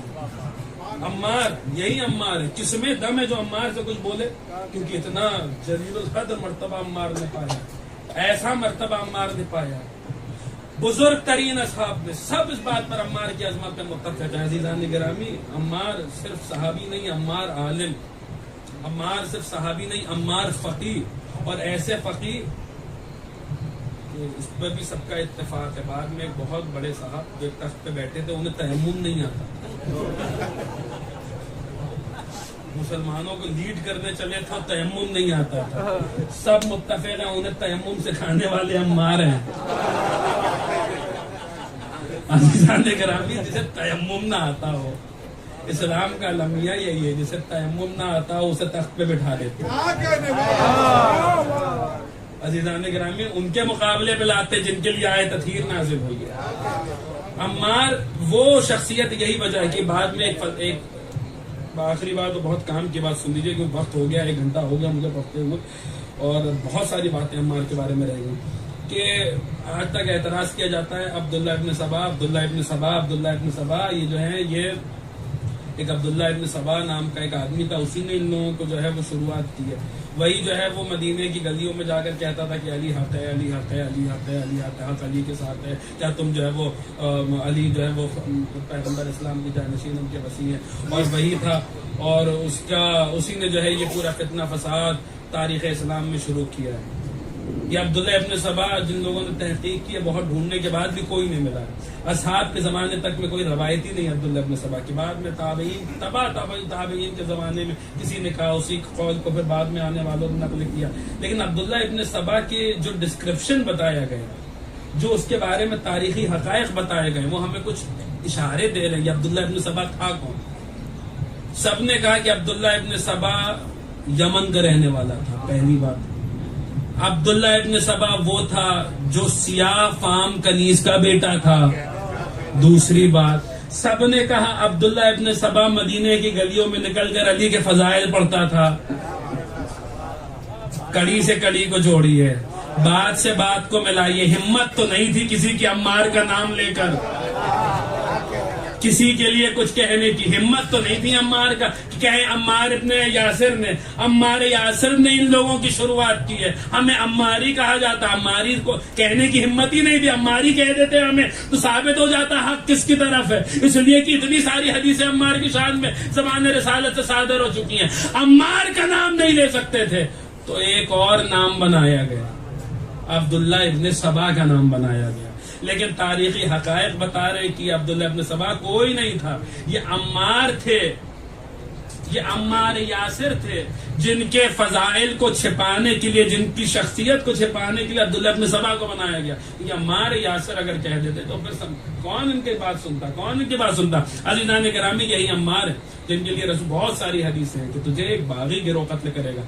جب تک رسول رہے تب تک رسول کے ساتھ ہر جنگ میں شرکت کی عمار, اور رسول کے بعد جناب سیدہ کے گھر پہ آنے والے ایک دم شروعاتی لوگوں میں حضرت عمار یاسر. اور رسول نے یہ حدیث مبارکہ, رسول نے عمار سے ارشاد فرمائی کہ عمار, اگر پوری دنیا تمہیں دکھائی دے ایک طرف جا رہی ہے اور علی دوسری طرف جا رہی ہے, اللہ اکبر, یہ حدیث واقعی اس کو تو یہاں لکھ لینے والی حدیث ہے. اگر پوری دنیا ایک طرف جا رہی ہے اور علی دوسری طرف جا رہے ہیں تو عمار ادھر جانا جدھر علی جا رہے ہیں, اس لیے کہ علی کبھی تمہیں گمراہ نہیں ہونے دیں گے, علی تمہیں کبھی گمراہ نہیں ہونے دیں گے. عزیزان گرامی, بہت ساری باتیں تھی جو سوچا تھا عمار کے ذہن میں پیش کروں گا, لیکن ایک دم وقت تمام ہو گیا. آج آپ نے عمار سنا ہے, ابو ذر پر اب سنانے کا وقت نہیں رہا. بات تھی جو ہے وہ, چونکہ کل آخری مجلس ہے, کل شب جمعہ ہے, آخری مجلس ہے, تو پھر کل اس صحابی کا ذکر انشاءاللہ جس کی معرفت انسان کو مومن بنا دیتی ہے. من عرفہ کان مؤمنا ومن انکرہ کان کافرا. سلمان کے لیے رسول نے فرمایا جو معیار ہے صحابیت کا, جو افضل ترین مرتبہ ہے صحابیت کا, وہ حضرت سلمان محمدی. تو کل آخری مجلس انشاءاللہ سلمان محمدی کے موضوع پر اسے منا اہل البیت کا تاج پڑے گا. کل انشاءاللہ آپ ذرا وقت سے تشریف لیں. سلمان محمدی آخری مجلس اور جو ہے وہ ایک اعلان بھی آپ حضرات سماعت فرما لیں. انشاءاللہ بات پڑھ دیں اس سے پہلے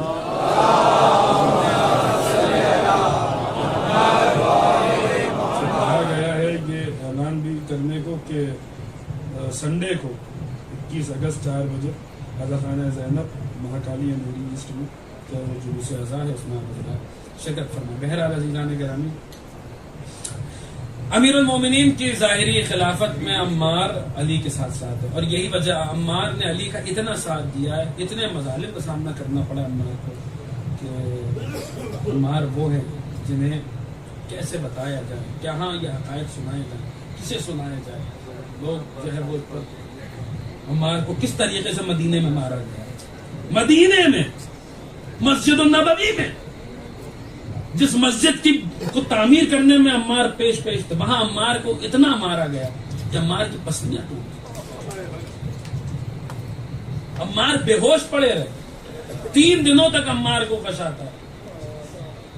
اور جناب ام سلمہ سلام اللہ علیہ کے گھر میں جب آنکھ کھلی اور یہ ادھر سے پیغام آیا ام سلمہ آپ کا گھر فتنہ پروروں کا جو ہے وہ گڑھ ہوتا جا رہا ہے، ان کا مرکز ہوتا جا رہا ہے. تو جناب عمار نے اپنی پوری طاقت کو جمع کیا، جناب ام سلمہ کے گھر پہ چھپا. آپ سوچئے یہ اصحاب مخلص اصحاب رسول کے ساتھ رسول کے بعد کیا ہو. یہ عمار ہے. لیکن جیسے ہی علی مولا کائنات کے پاس ظاہری حکومت آئی، عمار جمل کے میدان میں بھی مولا کے ساتھ ساتھ ہے، صفین کے میدان میں بھی مولا کے ساتھ ساتھ. تقریباً 90 برس کا سن ہے حضرت عمار کا صفین کے میدان میں. کتنا؟ 90 برس کا سن. اور اس سن میں بھی، اس عمر میں بھی حضرت عمار کا عالم یہ ہے کہ ایک تلوار نہیں، دونوں ہاتھوں میں. وہی جو امام جو وہ روایت میں نے آپ کی خدمت، دونوں تلواروں سے جنگ کی عمار نے، 2 ہاتھوں میں تلواریں عمار. اور عجیب جملہ کہا ہے صفین کے میدان میں. دیکھیے رسول نے عمار کو بتایا تھا باغی گروہ قتل کرے گا، اور یہ بتایا تھا عمار دنیا میں تمہاری آخری غذا دودھ کا شربت ہوگا. رسول عمار کو بتا چکے تھے. عمار جب صفین کے میدان میں اترے ہیں تو دیکھیے ایک میمنہ ہے، ایک میسرہ ہے، قلب لشکر ہے. مولا کائنات نے اپنی 1/3 فوج کا علم بردار عمار یاسر کو بنایا. 90 برس کا سن ہے تقریباً، اور دونوں ہاتھوں میں تلواریں، اور علم ہے عمار کے پاس، پرچم ہے عمار کے پاس. اور عمار نے تاریخی جملہ کہا ہے صفین کے میدان میں جو ہر ایک کو یاد رکھنا چاہیے. عمار نے تاریخی جملہ کہا ہے، اور عمار نے کہا تھا کہ لوگوں میں عمار یاسر ہوں، دیکھو صحابی رسول جس کے لیے رسول نے کہا ہے کہ تمہیں ایک باغی گروہ قتل کرے گا. اے لوگوں یاد رکھو آج میں جس پرچم تلے جنگ کر رہا ہوں، اسی پرچم تلے میں نے بدر میں بھی جنگ کی ہے، اسی پرچم تلے میں نے احد میں بھی جنگ کی ہے، اسی پرچم تلے میں نے خیبر میں بھی جنگ کی ہے، اسی پرچم تلے میں خندق میں بھی لڑا ہوں. اور جس پرچم تلے تم لڑ رہے ہو اسی پرچم تلے احد میں بھی ہمارے خلاف آئے تھے، یہی پرچم لے کے بدر میں بھی ہمارے خلاف آئے تھے، اور وہی پرچم ہے جو آج ہمارے خلاف آیا ہے. ایک جملے میں عمار نے پوری تاریخ سنا. اور آخری جب میدان کی طرف جانے لگے تو مولا کی خدمت میں آئے، آ کر کہنے لگے مولا مجھے ایسا لگتا ہے کہ آج میرا آخری، اب جب میں آپ سے رخصت ہوں گا تو اب عمار آپ کو دیکھ نہیں پائے گا. مولا نے عمار کو رخصت کیا، جاؤ عمار خدا. اور جنگ کرتے کرتے عمار کو پیاس لگی، گھوڑا روکا، گھوڑے سے اترے. ایک ساقی جو ہے وہ پانی لے کر ایک بھیجتی ہے جو اس وقت جنگ کے میدان میں پانی پلاتا تھا اس کے قریب. طریقہ تو یہ تھا کہ میدان جنگ میں لوگ پانی دیتے تھے، لیکن اب جو دیکھا تو کوزے میں وہ دودھ نکالا، دودھ کا شربت. عمار نے دودھ کا شربت دیکھا، سمجھ گئے. فرمایا میرے رسول نے جو کہا تھا وہ سچ ثابت ہوگا، یہ میرا آخری مرحلہ ہے، یا آخری جنگ ہے جو عمار لڑا. رسول نے بتایا تھا دنیا میں آخری غذا دودھ کا شربت ہوگی، اور اسی کے تھوڑی دیر بعد عمار شہید ہوئے. اور مولا کائنات نے جب انہیں پتا چلا کہ عمار قتل ہو گئے تو مولا نے جملہ کہا ہے اپنا تلاشے کو، مولا کائنات نے گریہ فرمایا اور کہا ہے کہ اس کا اسلام میں کوئی حصہ نہیں ہے جسے عمار کی شہادت کا دکھ نہیں ہے، عمار کے چلے جانے کا غم نہیں ہے، اس کا اسلام میں کوئی حصہ نہیں ہے۔ امیر شام کے پاس جب خبر پہنچی ہے کہ عمار قتل ہو گئے تو اس نے کہا تھا کہ علی کے دو ہاتھ تھے، ایک مالک اشتر، دوسرے عمار۔ جب مالک اشتر شہید ہوئے تھے تب اس نے کہا تھا کہ میں نے عمار کو صفین میں قتل علی کا وہ ہاتھ کاٹ دیا اور دوسرا ہاتھ میں نے آج کاٹ دیا، مالک اشتر کی شہادت کی۔ عزیزان گرامی، عمار نے شہادت پائی اور وہ مرتبہ پایا کہ قیامت تک اس کی مثال، اس کی نسیل و نصیر نہیں آ سکتی۔ لیکن ہاتھوں کو جوڑ کے کہوں گا عمار، آخری وقت آپ کو دودھ کا شربت ملا، آپ کی آوازیں بلند ہو گئی اور پہنچ گئے۔ عمار جب آپ قتل ہوئے ہیں تو آپ پیاسے نہیں تھے، لیکن آئیے دیکھیے کربلا کے میدان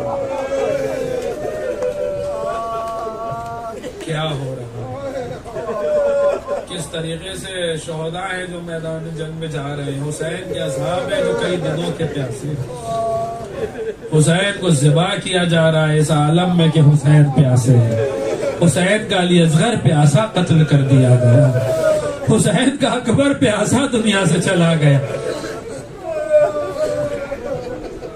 عزیزان گرامی، آپ کی آوازیں بلند ہو گئی ہیں، بہت زیادہ وقت نہیں بچا کہ میں طویل و عریض مسائل پڑھوں، چند اشارے آپ کی خدمت میں پیش کروں گا، میں تمام کر دوں گا۔ یہ ایام جو چل رہے ہیں، یہ جو دن چل رہے ہیں، یہ اسیری کے دن ہیں، یہ اسیروں کا ماتم کرنے کے ایام ہے۔ 25 محرم کی تاریخ نزدیک آ رہی ہے، میں چاہتا ہوں اسی امام کی کچھ مسائل، کچھ باتیں آپ کی خدمت میں عرض کروں، آپ کی آوازیں بلند ہوں، آپ پرسہ پیش کریں مولا کی بارگاہ میں، جناب سیدہ کی بارگاہ میں۔ عزیزان گرامی، ذرا تصور کیجئے گا، میں بہت زیادہ سخت روایات پڑھنے کا یوں قائل نہیں ہوں، تصور کراؤں گا انشاءاللہ آپ کو جب یاد آئے گا، جب آپ ہوئیں گے۔ ایک جوان بیٹا ہے جس کے سامنے اس کے باپ کا لاشا بے گورا، آپ تصور کیجئے خالی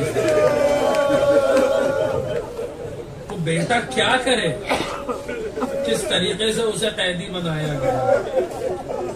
عرب کا دستور تھا دور جاہلیت میں کہ اگر کوئی بیمار ہوتا تھا تو اسے قیدی نہیں بناتے تھے، اس کے دروازے پہ 2 سپاہی بٹھا دیتے تھے، نظر بند رکھتے تھے مگر قیدی نہیں بناتے تھے۔ مگر یہ ہمارا چوتھا امام ہے جس کے ہاتھوں میں ہتھکڑیاں ہیں، جس کے پیروں میں بیڑیاں ہیں، جس کی کمر میں لنگر ہے، جس کے گلے میں توپ خاندان ہے۔ عزیزان گرامی، یہ میں حدیث و دبیر کا ذکر کرتا ہوں بار بار، انہوں نے کن کن باتوں کو نظم کر دیا ہے۔ مجھے مرثیے کے چند بند یاد آ رہے ہیں، تو سنیے انشاءاللہ، جب یاد آئے گا آپ جب ہوئیں گے۔ جب زنجیروں میں جکڑا گیا میرے امام کو، فرماتے جب توق و سلاسل سے مسلسل ہوا، یہ حدیث فرمایا جب آپ نے پہلی کا چاند دیکھا، پہلی کا چاند دیکھا ہوگا آپ نے، کتنا نحیف سا ہوتا ہے، کتنا باریک سا چاند ہوتا ہے، کڑیل جوان۔ امام کا سن کیا ہے کربلا کے میدان، عین جوانی کا عالم ہے۔ پہلی کے چاند کو کیا کہتے ہیں؟ ہلال کہتے ہیں۔ جو پہلی کا چاند ہوتا ہے کتنا باریک ہوتا ہے، کتنا نحیف ہوتا ہے، یوں لگتا ہے جیسے کمر خم ہے۔ سرکار حدیث فرماتے ہیں جب توق و سلاسل سے مسلسل ہوئے عابد، خم مثل ہلال شب الاول ہوئے عابد۔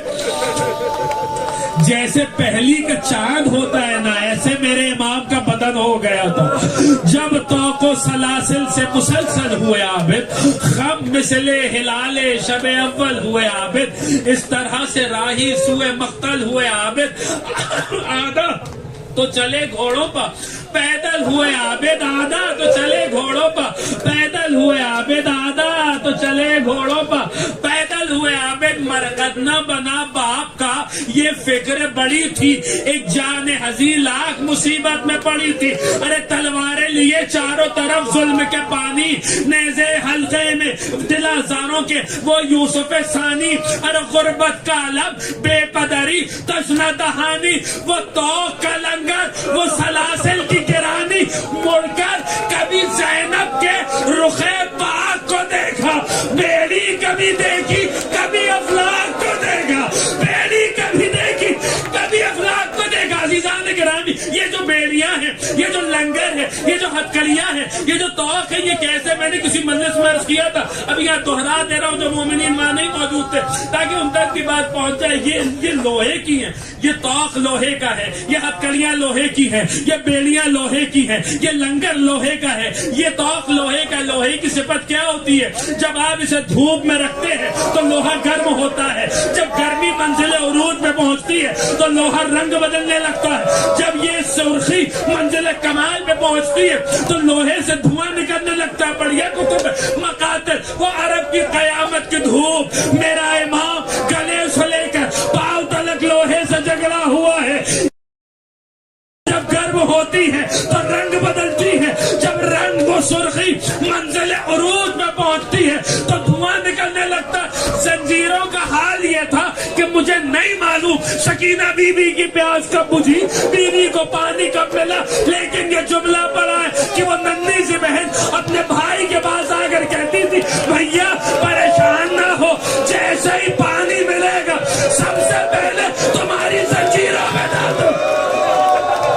اجرکم اللہ، اجرکم اللہ. خدا آپ کی آوازوں پر رحمت نازل فرما. آخری جملے مجلس تمام ہو گئی، سب سے پہلے تمہاری زنجیروں پہ ڈال دوں گی. عزیزان گرامی ذرا محسوس کیجئے، گلے میں توق ہے، گلے میں توق ہے. توق کس کا؟ لوہے کا. توق خاردار جسے ہم آپ کہتے ہیں، آپ نے کبھی تصور کیا توق خاردار کا مطلب جس میں کانٹے لگے ہوئے، جس میں کانٹے، سمجھیں گے ذرا سنیں گے وہ کیسا توق تھا. روا صاحب بہر شام کے بازار میں یہ قافلہ پہنچا. ایک نصرانی، جب انشاءاللہ یاد آئے گا خوب روئیں گے، جناب سیدہ کی بارگاہ میں پرسہ پیش کریں گے. ایک نصرانی تاجر تھا جو نیا مسلمان ہوا تھا. وہ چادروں کی تجارت کرتا تھا، وہ چادریں بیچتا تھا. جب شام کے بازار میں آیا نا وہ اپنی تجارت کی طرف سے، اس نے دیکھا ایک عجیب و غریب قافلہ ہے جہاں کچھ سر ہے جو نیزے پہ بلند ہے، کچھ بیویاں ہیں جن کے ہاتھ پسے گردن بندھے ہوئے، سر پہ چادر نہیں ہے. منادی ندا دے رہا ہاں نہیں سوائے بنا تو رسول اللہ. ارے دیکھو دیکھو یہ رسول کی بیٹیاں. اس نے یہ اعلان سنا، دل منقلب ہوا. یہ کون لوگ ہیں؟ یہ کیسا قافلہ؟ کسی سے پوچھا بھائی یہ کون لوگ ہیں؟ جواب ملا تو نے نہیں پہچانا؟ ارے جس رسول کا تو نے کلمہ پڑھا ہے یہ اسی رسول کی نواسیاں ہیں، یہ اسی رسول کے گھرانے. ایک مرتبہ کہا ارے میں تو چادروں کا تاجر، میں تو چادریں فروخت کروں اور رسول کی نواسیاں اس طریقے سے بازار میں لائی جائے، اس طریقے سے بڑے بازار میں لائی جائے. اس سے رہا نہیں گیا. ایک مرتبہ چادریں لے کر آگے بڑھا، بیویوں میں چادریں تقسیم کی. عزیزان گرامی ابھی آپ سن رہے لیکن یہ بھی یاد رکھیے، یہ بھی ہے کہ جب وہ چادریں بانٹ چکا نا تھوڑی دیر بعد پھر سے شمر آیا، پھر سے وہی کیا جو شام غریبہ میں کیا تھا. دوبارہ چادریں چھینی گئی. عزیزان گرامی لیکن یہاں پر ایک جملہ سن لیجیے، جب چادریں تقسیم کر چکا نا ایک مرتبہ اس بیمار کے قریب آیا جس کے گلے میں توق خاردار ہے، جس کے ہاتھوں میں ہتکڑیاں، جس کے پیروں میں بیڑیاں. بیمار کے قریب آیا. بیمار نے کہا بھائی کیا تیرے پاس کوئی بوسیدہ لباس کا ٹکڑا ہے؟ کیا تیرے پاس کسی پرانے کپڑے کا کوئی حصہ پڑا ہوا ہے؟ اس نے کہا میرے پاس جتنی نفیس چادریں تھی میں نے تقسیم کر دی. آپ کو بوسیدہ لباس کے کسی ٹکڑے کی ضرورت